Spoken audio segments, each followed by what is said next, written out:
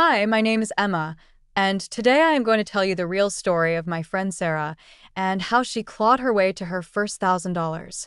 It wasn't pretty, it wasn't easy, and honestly, it almost broke her. But she did it. Sarah was like most of us in sophomore year, perpetually broke. Textbooks cost a fortune, ramen got old fast, and that internship she landed? Unpaid. Her parents helped as much as they could, but money was tight back home too. The stress was constant, a low hum in the background of every lecture and library session. You could see it in the way she'd meticulously count change at the coffee shop, or the slight panic in her eyes when her ancient laptop made that ominous grinding noise. Then, the laptop died. For real. Kaput. No warning, just a sad little whimper and a black screen right before her midterm paper was due. That was the breaking point. She called me, voice shaky. Emma, I'm screwed. Completely, utterly screwed. I need a new one, like yesterday. But how? She tried everything quick, applying for more student loans, denied, begging the financial aid office, sympathy, no cash, selling old clothes, made maybe $30. Desperation makes you creative, I guess. Sarah was always good at explaining stuff, like, really good. People in our study group constantly said she saved their grades in calc. And she baked insanely good chocolate chip cookies, her grandma's recipe. So her idea was born: combine the skills. She'd tutor struggling students in math and science and offer homemade cookies as a delicious bribe, basically. She called it brain fuel tutoring. She made flyers on the library computer, cheap paper, black and white.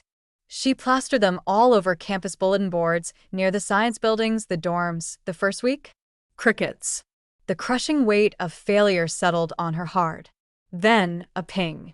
A freshman named Ben, drowning in Chemistry 101. Sarah met him in a quiet corner of the student union. She explained redox reactions like it was a story, not a nightmare. And she gave him 2 cookies. He aced his next quiz. He told his roommate. His roommate told his girlfriend. Slowly, word spread. Sarah was patient, clear, and genuinely cared if they got it. Plus, cookies, she started getting 2, then 3, then 5 students a week. She charged $15 an hour, which felt astronomical to her, but was way cheaper than the professional tutoring center. The cash, mostly crumpled bills handed over after sessions, started accumulating in an old shoebox under her bed. $50, $120, $200. She could almost smell the new laptop, a basic refurbished model she'd found online for $450. This is where Maya enters the picture. Maya lived on Sarah's dorm floor. They weren't super close, but friendly. Maya saw Sarah hauling trays of cookies to her sessions, heard her talking about her tutoring gig.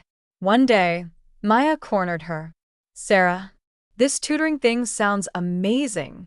You're making actual money? Look, I'm swamped with my art projects, but I need cash too. What if I helped? I could handle the marketing, make fancy digital flyers, manage a social media page. We could split the profits 50-50ths. Sarah, overwhelmed by the growing demand and flattered by the offer, hesitated but agreed. Maya was good with design. It felt like a lifeline. Maya made sleek flyers, set up an Instagram page at Brainfield Tutors, even designed a simple logo. Suddenly, inquiries poured in. Sarah was tutoring 6, sometimes 7 students a day, squeezing sessions between classes and late into the night. She was exhausted but elated. The shoebox was getting heavy. $350, $400. She was so close. Then, the messages started drying up. Viatly fast. One regular canceled. Then another. When Sarah texted Maya about it, Maya was vague. Oh, midterms, people get busy. But Sarah had a sinking feeling. She checked the Brainfuel Instagram. It was still active, promoting sessions, but the contact number listed wasn't hers. It was Maya's. Heart pounding, Sarah created a fake Instagram account and messaged at Brainfield Tutors pretending to be a potential client.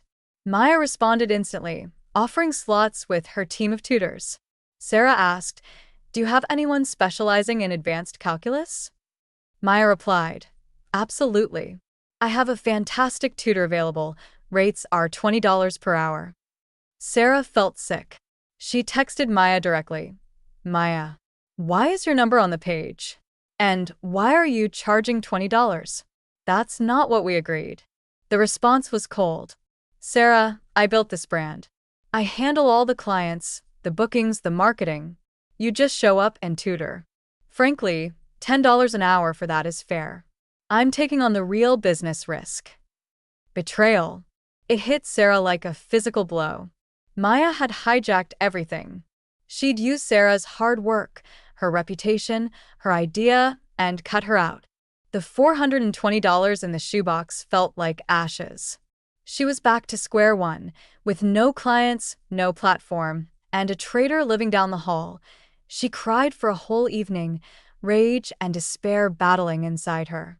Her supportive boyfriend, Jake, was furious on her behalf, wanting to confront Maya. But Sarah, after the storm of tears, felt a different kind of fire.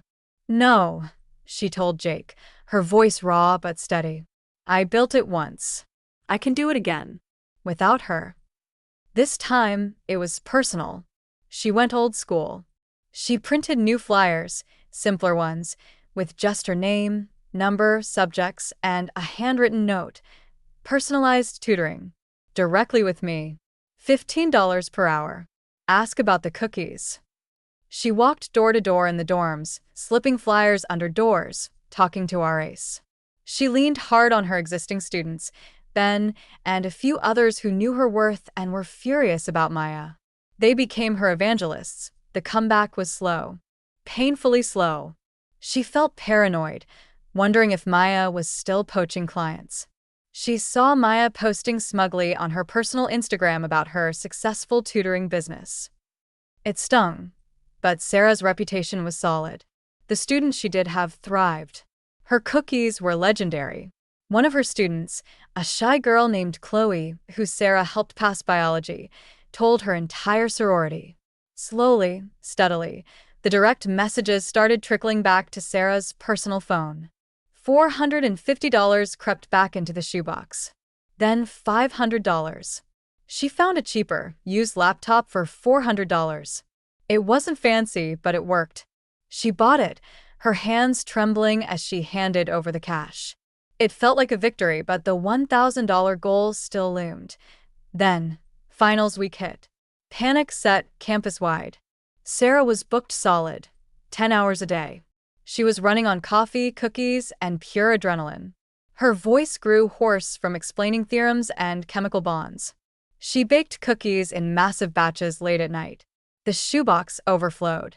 She started a tally on her new, old laptop on the last day of finals after her final session, helping Ben survive Calculus 2. She sat on her dorm room floor, surrounded by empty flour bags and weary satisfaction. She dumped the shoebox. Bills and coins spilled out. She smoothed each one, counting meticulously. $5, $27, $83, $156, $220, $345, $489, $612, $745, $888, $942, $989. She held her breath. Digging into her backpack pocket, she found a crumpled $10 bill from a student who paid just before leaving. $999. Tears welled up. Then her phone buzzed. A notification from her rarely used Venmo. It was Ben. The message read, "Sarah, you saved my GPA. Seriously, this is for the cookies and the knowledge. Good luck with the laptop fund."